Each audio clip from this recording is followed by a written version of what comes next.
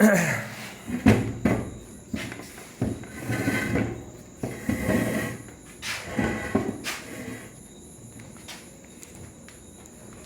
साथियों, Devnanda geography YouTube channel पर आपका स्वागत है। हमने कल ब्रह्मांड और सौरमंडल के बारे में पढ़ा था। आज एक दूसरा नया टॉपिक स्टार्ट करते हैं।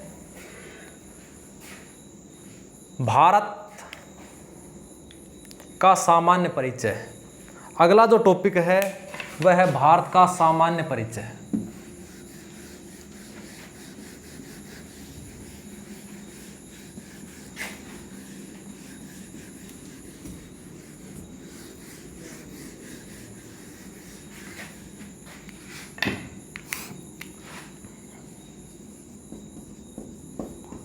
भारत का सामान्य परिचय।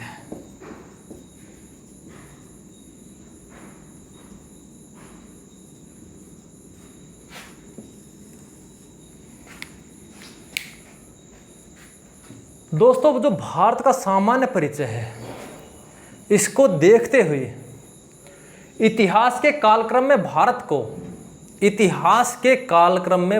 को विभिन्न नामों से यानी कि भिन्न भिन्न नामों से जाना जाता है, यानी कि पुकारा गया था या जाना गया था। उसमें जैसे ऋग्वेद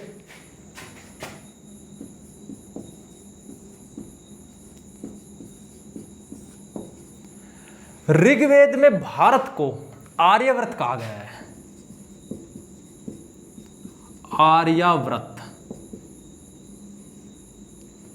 ऋग्वेद में भारत को आर्यव्रत कहा गया है, यानी कि मध्य भारत से आर्यों की एक शाखा इस भारत में आकर रहने लगी, जिस वजह से इसको आर्यव्रत कहने लगे। इसके बाद आर्यों की एक शाखा है जिसको कहते हैं भरत शाखा।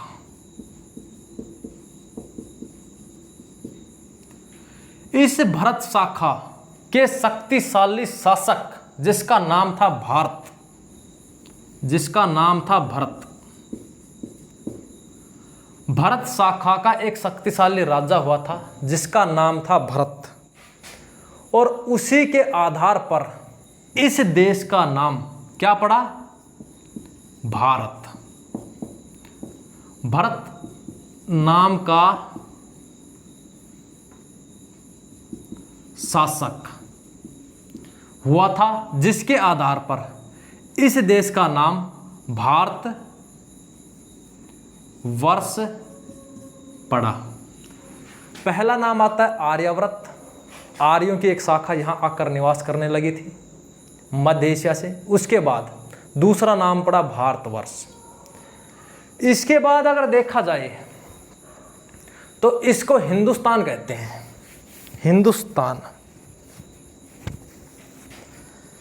हिंदुस्तान दोस्तों इसलिए कहते हैं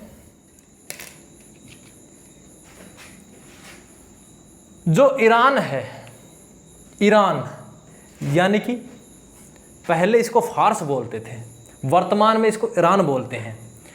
ईरान और इधर जो भारत है, इसके मध्य हिंदूकुश पर्वतमाला थी। जब ईरानी इधर हिंदूकुश पर्वतमाला को क्रॉस करते हुए आगे बढ़ते हैं तो उन्होंने यहाँ पर निवास करने वालों को हिंदूकुश पर्वत के आधार पर इस देश का नाम हिंदुस्तान रखा, यानी कि फारस, ईरान। इस देश के निवासी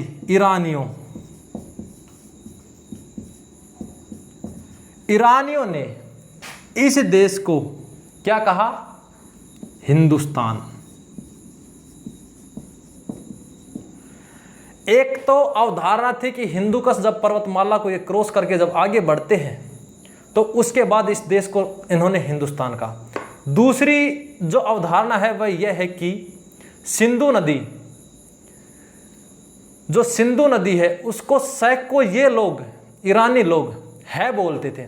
और उसी आधार पर सिंधु नदी को इन्होंने हिंदू कहा और इस देश का नाम हिंदुस्तान पड़ा। इसके बाद इस देश का नाम आता है इंडिया।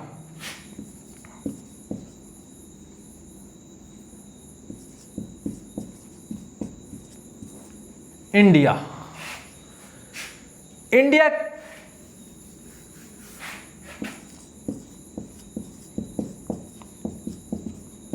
इंडिया जो नाम देने वाले थे वे यूनानी थे, यूनानी या ग्रीक, जिनको ग्रीक भी कहते हैं। यानी कि यूनानियों ने सिंधु नदी को इंडस कहा और इस देश के निवासियों को या इस देश को इंडिया कहा। इसके बाद भारतीय संविधान के अनुच्छेद 1 में, भारतीय संविधान के अनुच्छेद 1 में इंडिया इज, संविधान में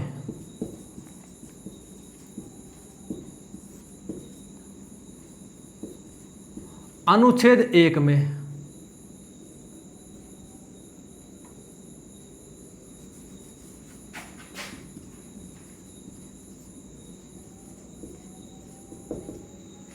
इंडिया को क्या कहा गया? India is A union of state,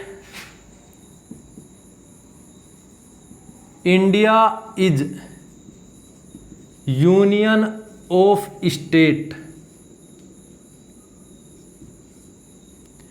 India is union of state that is Bharat, that is Bharat.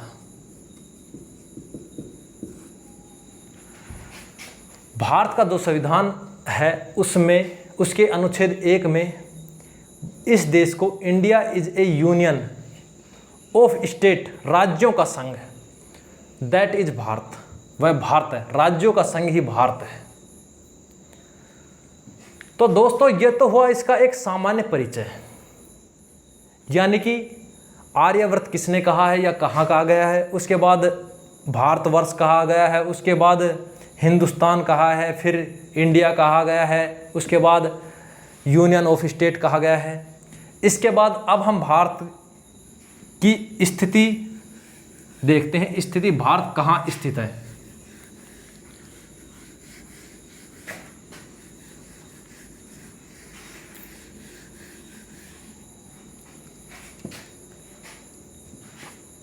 स्थिति को देखते हैं। इसके लिए मैं थोड़ा सा आपको समझाना चाहता हूँ। यह होता है उत्तर दिशा, यह होती है दक्षिण दिशा, इधर पूर्व दिशा और इधर होती है पश्चिम दिशा। अब जो इंडिया जो स्थित है वर्ल्ड मैप में या ग्लोब पर, उसकी जो स्थिति है वो है उत्तर पूर्व, इधर है।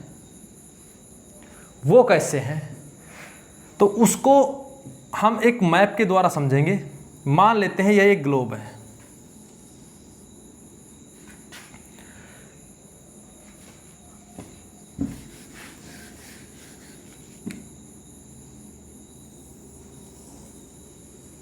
यह एक ग्लोब है। इस ग्लोब को हम बीचों बीच 2 भागों में बांट देते हैं।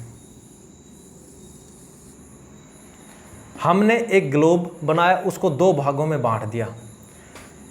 यह जो रेखा होती है इसको हम क्या बोलते हैं? 0 डिग्री अक्षांश रेखा, 0 डिग्री अक्षांश रेखा या भूमध्य रेखा,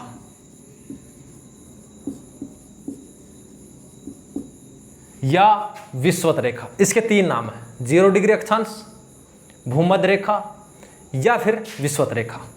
दोस्तों हमने इसको 2 भागों में बांटा, बीचों बीच मध्य से 2 भागों में बांट दिया, इसलिए इसको कहते हैं भूमध्य। भूमि को मध्य से 2 भागों में बांट दिया। इसको कहते हैं उत्तरी गोलार्ध, इसको कहते हैं दक्षिणी गोलार्ध, उत्तरी गोलार्ध। तो साथियों जो भारत है वो मैंने बताया था कि उत्तर पूर्व में है।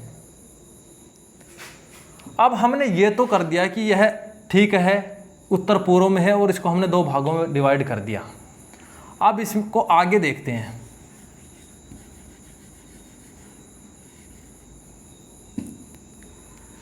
इस पर इसी तरह से पूर्व से पश्चिम खींची जाने वाली रेखाओं को अक्षांश रेखा कहते हैं। पूर्व से पश्चिम की ओर खींची जाने वाली रेखाओं को अक्षांश रेखा कहते हैं और इसी के आधार पर इस भूमध्य रेखा को 0 डिग्री माना गया है। इसके आधार पर अब हम चांदे की सहायता से 90 डिग्री खींचते हैं। यहाँ इसको बोलते हैं 90 डिग्री उत्तरी अक्षांश, इधर 90 डिग्री दक्षिणी अक्षांश, उत्तरी गोलार्ध दक्षिणी गोलार्ध, नॉर्थ पोल साउथ पोल।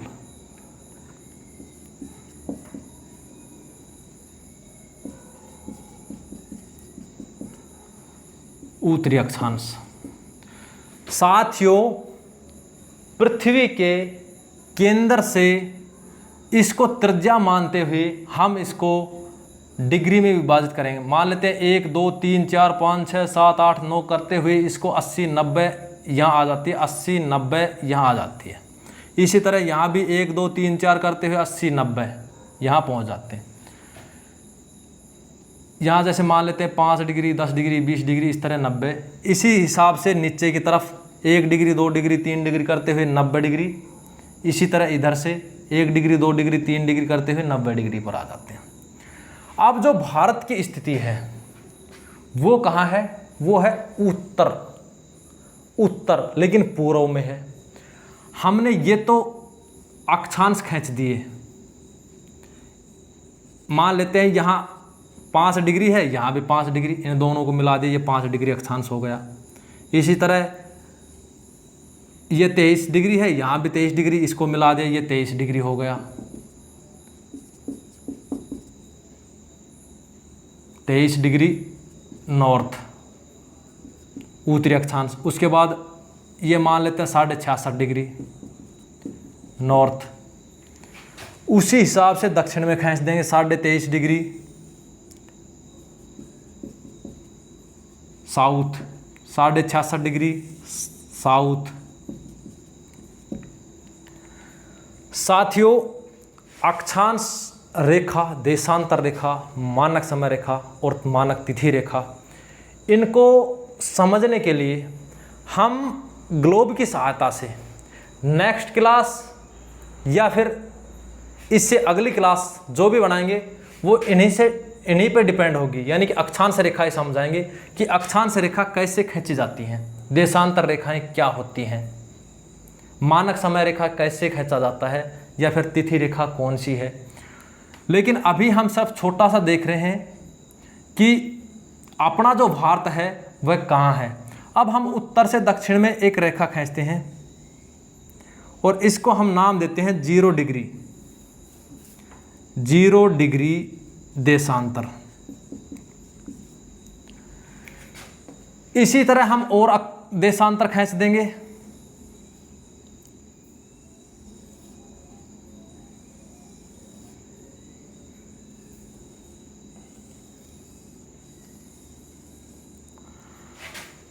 दोस्तों, हमने देखा कि उत्तर से दक्षिण में खींची जाने वाली रेखाओं को देशांतर कहते हैं तथा पूर्व से पश्चिम में खींची जाने वाली रेखाओं को अक्षांश कहते हैं। दो देशांतरों के बीच में 111.32 किलोमीटर होता है और दो अक्षांशों के बीच में 111 किलोमीटर होता है।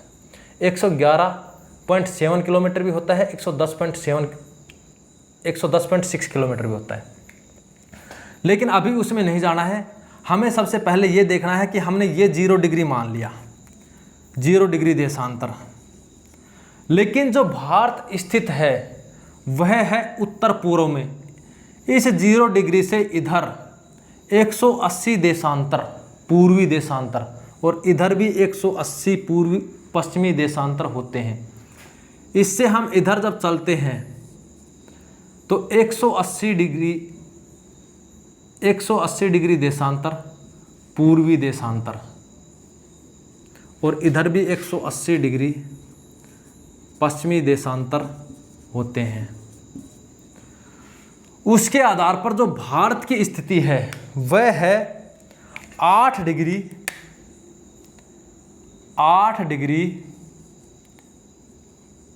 4 मिनट से, मुख्य भूमि की बात कर रहा हूं, 8 डिग्री 4 मिनट से 37 डिग्री 6 मिनट उत्तरी अक्षांश, यानी कि दोनों उत्तरी अक्षांश, ये भी उत्तरी अक्षांश है, ये भी उत्तरी अक्षांश। उसके बाद 68 डिग्री 7 मिनट से 97 डिग्री 25 मिनट पूर्वी देशांतर। इस रेखा से 0 डिग्री से, यानी कि मध्याह्न रेखा से पूर्व की तरफ 68 डिग्री 7 मिनट से 97 डिग्री 25 मिनट, यहाँ पर भारत स्थित है। हमने यहाँ भारत बनाया है उत्तर पूर्व में, तो भारत की जो स्थिति है वह है उत्तर पूर्व। इसके बाद अब हम इसका अक्षांशीय विस्तार देखते हैं।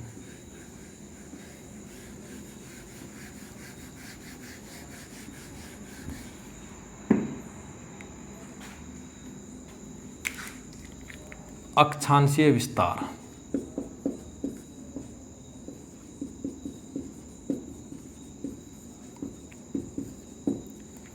इसके लिए दोस्तों हम एक भारत का मानचित्र बनाते हैं। मान लेते हैं यह एक भारत है।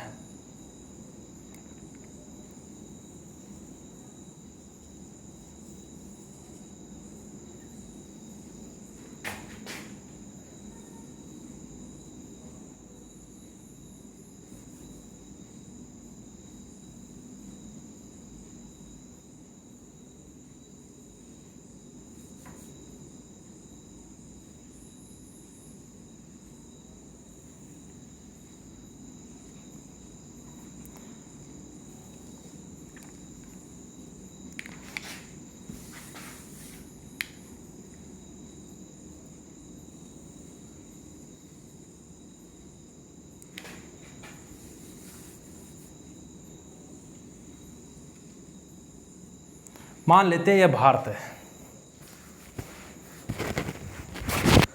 अब जो भारत की जो स्थिति है, अक्षांशीय विस्तार, यानी कि अक्षांश कितने अक्षांशों पर स्थित है।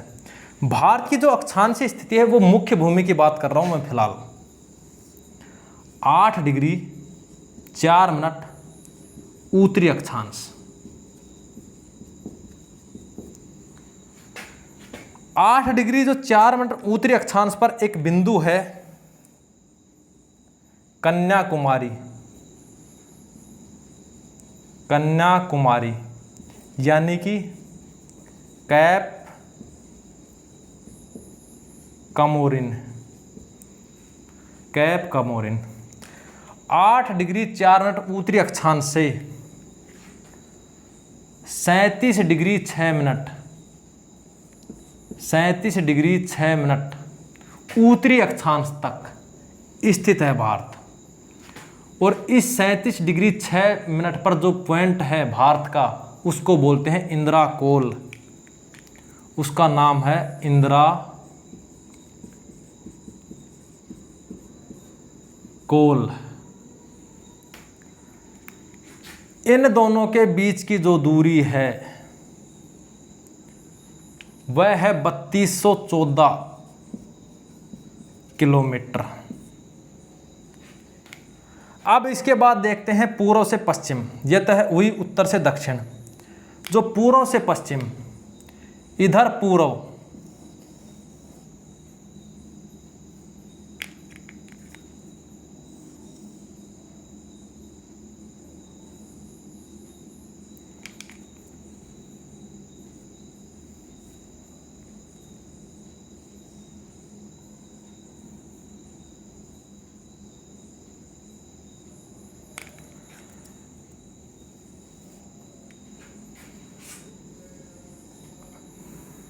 जो पूर्व से पश्चिम है, तो पश्चिम की तरफ यानी कि 68 डिग्री 7 मिनट से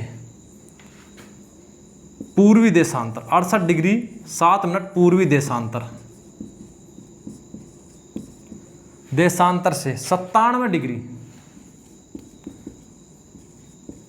25 मिनट, 97 डिग्री 25 मिनट पूर्वी देशांतर।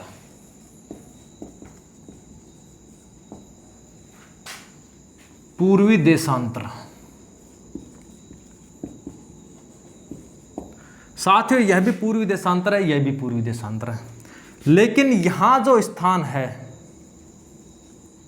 इसका नाम है गुजरात में गौरमाता, गौरमाता।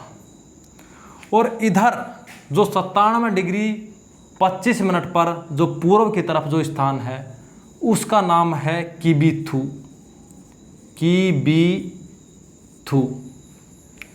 यह अरुणाचल प्रदेश में पड़ता है। और इन दोनों के बीच की दूरी, इन दोनों के बीच की दूरी 2933 किलोमीटर है। हमने देखा इसकी जो अक्षांशीय जो विस्तार है वह है 8 डिग्री 4 मिनट से, यानी कि 8 डिग्री 4 मिनट उत्तरी अक्षांश से, उत्तरी अक्षांश से 37 डिग्री 6 मिनट उत्तरी अक्षांश। उसके बाद 68 डिग्री 7 मिनट पूर्वी देशांतर से 97 डिग्री 25 मिनट पूर्वी देशांतर। यह अक्षांशीय विस्तार है, यह देशांतरीय विस्तार है।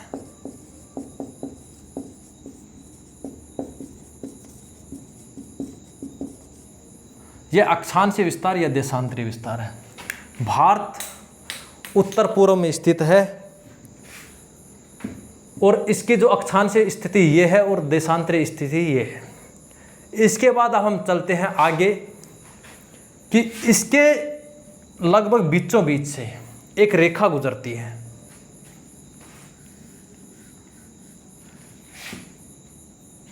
एक रेखा गुजरती है और जिसको बोलते हैं करक रेखा, जिसको बोलते हैं करक रेखा।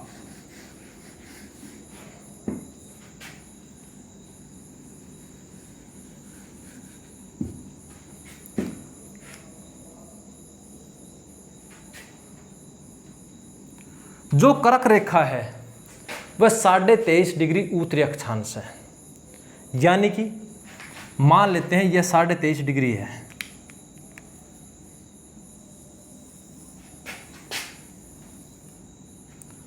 यह है 23.5 डिग्री।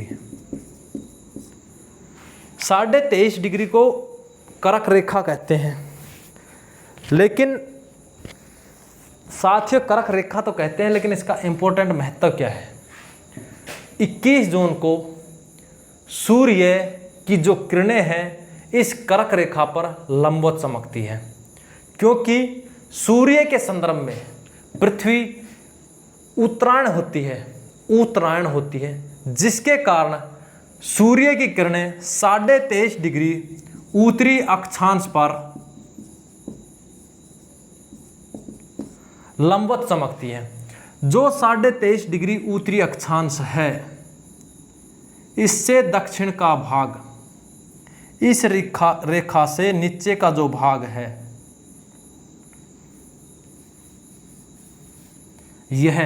यह उष्णकटिबंध में आता है। इससे ऊपर का भाग शीतोष्ण कटिबंध में आता है। लेकिन भारत की जलवायु उष्ण और उपोष्ण है। उपोष्ण जलवायु लगभग 30 से 35 पाई जाती है, इसलिए भारत की जो जलवायु है वह उष्ण और उपोष्ण है, शीतोष्ण नहीं है। हालांकि 23.5 के बाद शीतोष्ण आती है, लेकिन 30 से 35 के मध्य उष्ण कटिबंधीय जलवायु पाई जाती है। तो दोस्तों, जो करक रेखा है वह भारत के 8 राज्यों से होकर गुजरती है और उन 8 राज्यों के लिए हमने एक ट्रिक बनाई है यह ट्रिक आपको किसी बुक, किसी गाइड, किसी नोट्स में नहीं मिलेगी। ट्रिक बहुत ही सरल है। ट्रिक है गुरु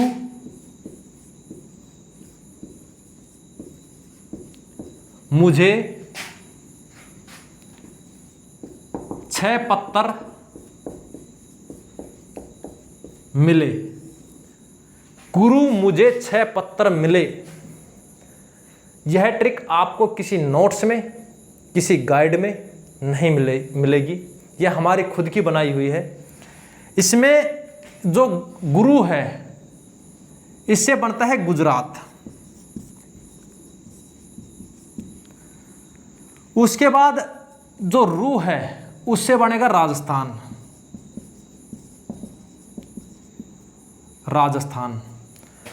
उसके बाद मू से बनेगा मध्य प्रदेश MP, इसके बाद झ से बनेगा झारखंड और छ से बनेगा छत्तीसगढ़। पहले आएगा छत्तीसगढ़, फिर आएगा झारखंड। इनको हमने दोनों को क्रॉस किया है। इसके बाद आएगा पश्चिमी बंगाल, पैसे मिले बनेगा पश्चिमी बंगाल, गुजरात, राजस्थान, मध्य प्रदेश, छत्तीसगढ़, झारखंड और पश्चिम बंगाल। मध्य प्रदेश से अलग हुआ जो राज्य है उसका नाम है छत्तीसगढ़। 1 नवंबर 2000 को 3 राज्य बने थे। छत्तीसगढ़ 1 नवंबर को बना था।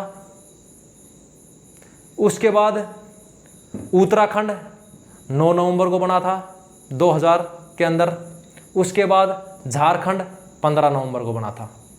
यानी कि गुजरात, राजस्थान, पहला गुजरात, दूसरा राजस्थान, फिर मध्य प्रदेश, फिर छत्तीसगढ़, उसके बाद झारखंड, पैसे पश्चिम बंगाल, उसके बाद आएगा त्रिपुरा, यहाँ है ये त्रिपुरा, और उसके बाद है मिजोरम, और इससे कुछ नहीं बनेगा। इस एक शब्द को छोड़ देंगे। बाकी जो 8 शब्द हैं उनसे कर्क रेखा पर स्थित 8 राज्यों के नाम हैं। पहला गुजरात, दूसरा राजस्थान, फिर मध्य प्रदेश, फिर छत्तीसगढ़, उसके बाद झारखंड, फिर पश्चिम बंगाल, फिर त्रिपुरा और फिर मिजोरम। तो साथियों, एक ये ट्रिक है गुरु मुझे 6 पत्थर मिले। इसके बाद हम देखते हैं कि 82.5 डिग्री भारत के लगभग 5 राज्यों से गुजरती है।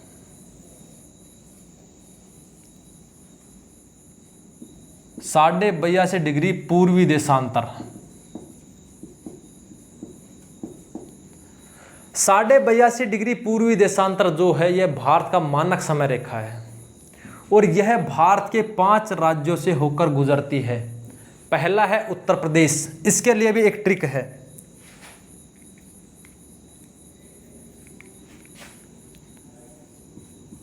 उमा 6 उल्लू आए।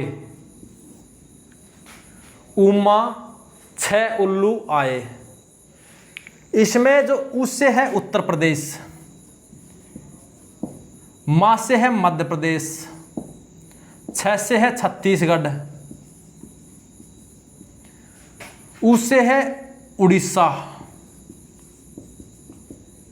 इससे कोई शब्द नहीं बनता। आज से बनेगा आंध्र प्रदेश। ए से फिर कुछ नहीं बनेगा। उमा 6 उल्लू आए, यानी कि सबसे पहले यूपी, फिर MP, फिर छत्तीसगढ़, उसके बाद उड़ीसा और फिर आंध्र प्रदेश।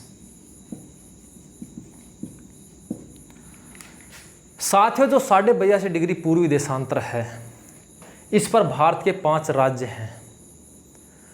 उत्तर प्रदेश के मिर्जापुर से यह रेखा गुजरती है। उत्तर प्रदेश के बाद मध्य प्रदेश, फिर छत्तीसगढ़, उड़ीसा और आंध्र प्रदेश, 5 राज्य से होकर गुजरती है।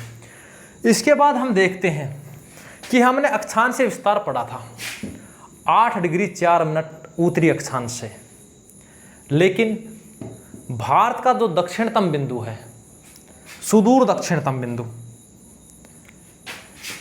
वो है 6 डिग्री 4 मिनट।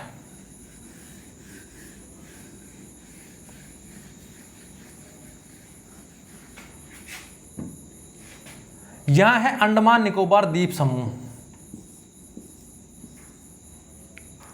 अंडमान निकोबार द्वीप समूह।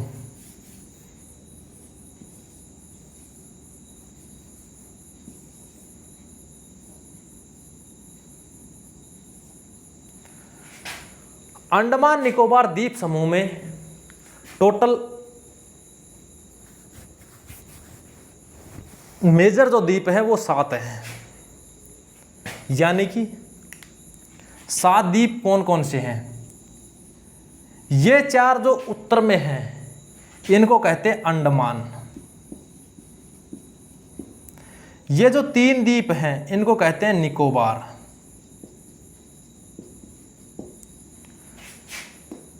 इन चारों के अलग अलग नाम हैं। पहला जो नाम है वह है उत्तरी अंडमान, उत्तरी अंडमान। दूसरा है मध्य अंडमान, तीसरा है दक्षिणी अंडमान,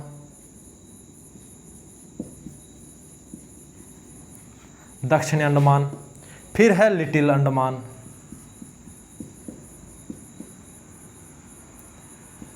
लिटिल अंडमान। साथियों, अंडमान के 4 द्वीप हैं, उत्तरी अंडमान, मध्य अंडमान, दक्षिणी अंडमान और लिटिल अंडमान यानी छोटा अंडमान। उसके बाद निकोबार के 3 द्वीप है, कार निकोबार, दूसरा है लिटिल और तीसरा है ग्रेट। इस ग्रेट निकोबार के दक्षिण में एक बिंदु है, मान लेते हैं यह एक बिंदु है, और यह जो बिंदु स्थित है वह है 6 डिग्री 4 मिनट, 6 डिग्री 4 मिनट उत्तरी अक्षांश, 6 डिग्री 4 मिनट उत्तरी अक्षांश।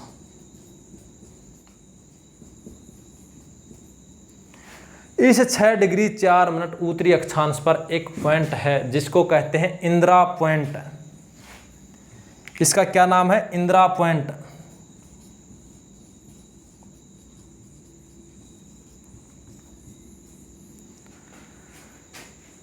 इस इंदिरा पॉइंट को 2 नामों से और जानते हैं।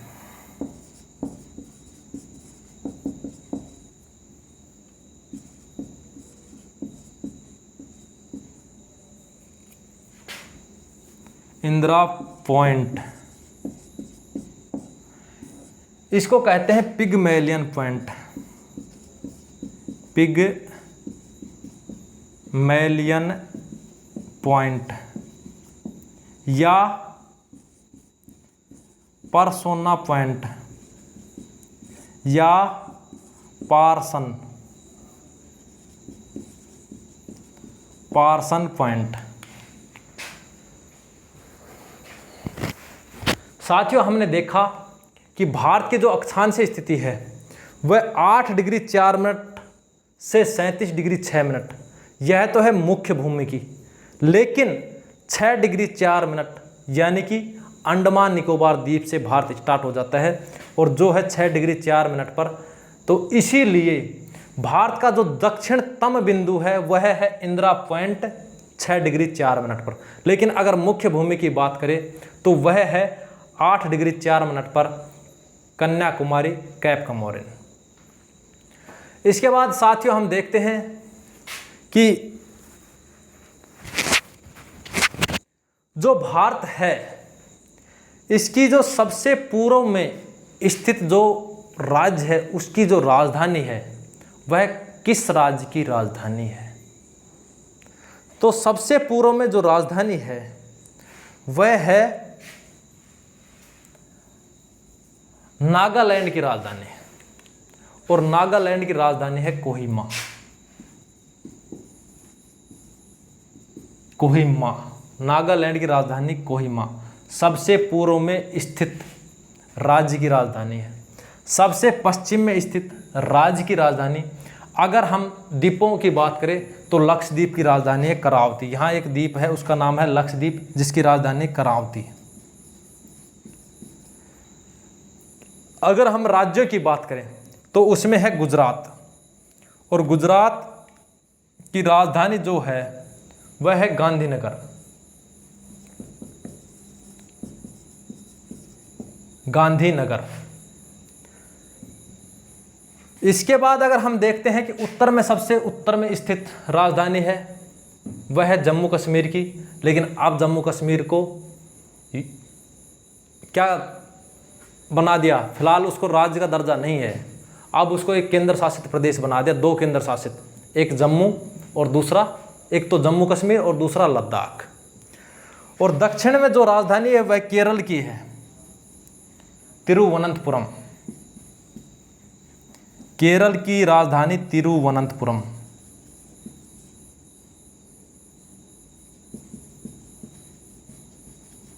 तिरुवनंतपुरम, तिरुवनंतपुरम, तिरुवनंतपुरम केरल की राजधानी, यह दक्षिण की राजधानी है। अगर यह देखा जाए कि अंडमान और निकोबार को अगर इसमें शामिल कर लिया जाए तो फिर दक्षिण में, सबसे दक्षिण में जो राजधानी होगी वह कौन सी होगी, तो भी यह तिरुवनंतपुरम ही होगी, क्योंकि जो अंडमान निकोबार की जो राजधानी है वह दक्षिणी अंडमान में, इस दक्षिणी अंडमान में पोर्ट ब्लेयर,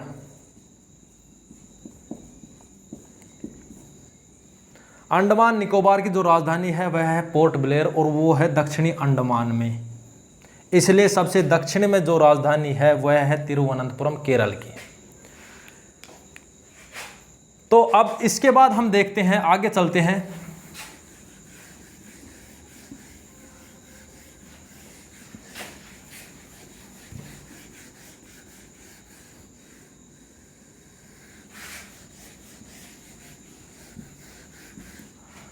इसके बाद अगर हम बात करें संपूर्ण पृथ्वी का जो भाग है उसमें भारत कितना प्रतिशत है संपूर्ण पृथ्वी पर।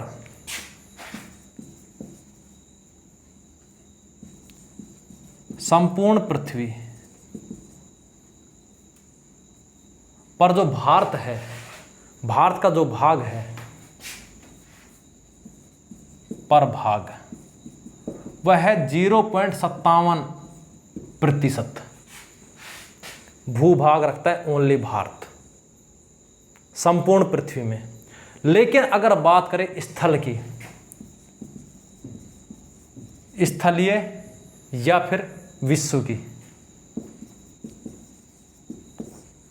तो इसमें जो भारत का जो क्षेत्रफल है वह 2.41% है। अगर संपूर्ण पृथ्वी के क्षेत्रफल के अगर संदर्भ में देखा जाए तो भारत का जो क्षेत्रफल है वह है 0.57%, और अगर स्थलीय भाग की बात करें तो वह है 2.41%। इसके बाद भारत का जो क्षेत्रफल है वह है, भारत का क्षेत्रफल, भारत का क्षेत्रफल कितना है? 32,87,200 कितना है? 63 किलोमीटर। 32,87,263 किलोमीटर, यानी कि वर्ग किलोमीटर, वर्ग किलोमीटर। उसके बाद अब हम देखते हैं कि भारत जो है वह क्षेत्रफल के आधार पर विश्व के संदर्भ में 7वें स्थान पर है। क्षेत्रफल के आधार पर विश्व के संदर्भ में भारत की जो स्थिति है वह 7वें स्थान पर है, यानी कि 6 देश भारत से बड़े हैं। वे देश कौन कौन से हैं उसको हम एक ट्रिक के द्वारा फिर समझेंगे, और ट्रिक है रुक, अचीबा,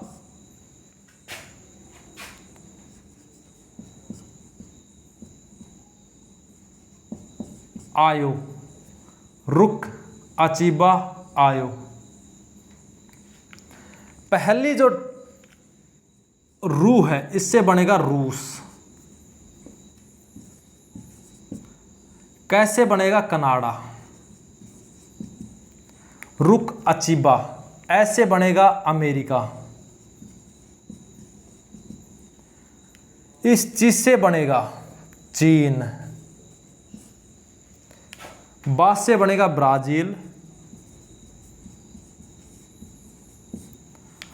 आ से बनेगा ऑस्ट्रेलिया।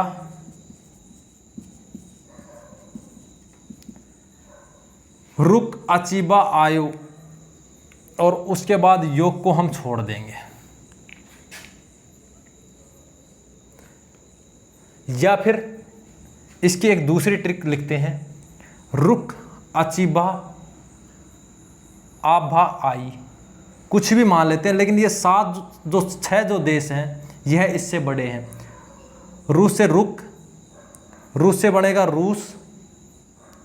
पहला है जो है रूस, फिर है कनाडा, तीसरा है अमेरिका, फिर है चीन चौथा, पांचवा है ब्राज़ील और छठा है ऑस्ट्रेलिया और उसके बाद है अपना भारत 7वें नंबर पर। इसलिए क्षेत्रफल की दृष्टि से भारत का जो स्थान है वह 7वां है, रुक अचीबा आयो।